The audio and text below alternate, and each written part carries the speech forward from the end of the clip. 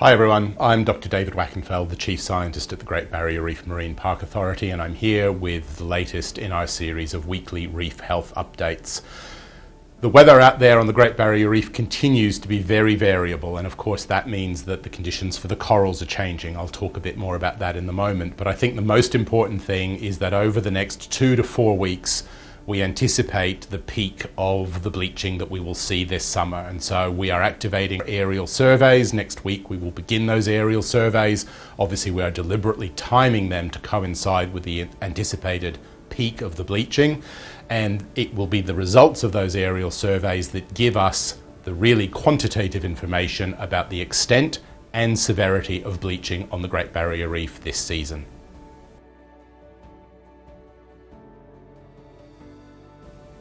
The Bureau of Meteorology have confirmed that for the sea surface temperature on the Great Barrier Reef, February 2020 was the hottest month on record since records began in 1900.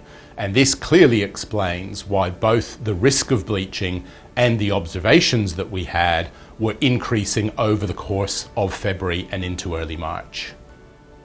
The bleaching observations that we're getting through our Eye on the Reef program continue to reflect the pattern of heat stress that is shown by the reef temp product from the Bureau of Meteorology. So the peak areas of stress continue to be up in the very far northwest of the marine park in coastal and slightly offshore reefs, and in coastal reefs in the central and southern Great Barrier Reef. Highest heat stressed, most consistent reports of bleaching from those areas. Still, reports of low or no bleaching from many of the offshore areas. One exception to this is a couple of reports from reefs immediately offshore from Townsville just in the last few days, where some more serious bleaching has been observed. Of course, what we really want to know is how much bleaching is there more generally on offshore reefs, and that's one of the things that we will learn from the aerial surveys that begin next week.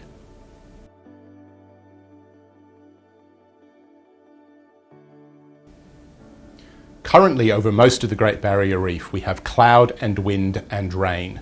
And some of the observing stations, both from the Integrated Marine Observing System and from AIMS, are actually showing us that reef waters are cooling as a consequence of that weather, in some places down to as much as 25, 30 or more meters. So that's great news.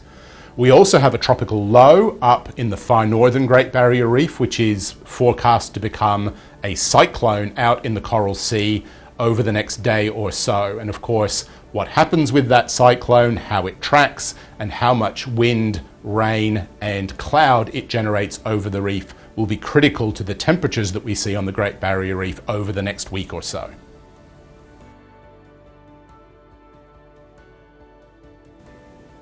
So as we continue to see variable weather conditions over the Great Barrier Reef and forecast for the next week at least, we know that it is the aerial surveys that we will begin next week that will be critical in providing us with rigorous information about the extent and severity of the bleaching that is out there on the reef. Thank you very much for watching, and I'll see you next week.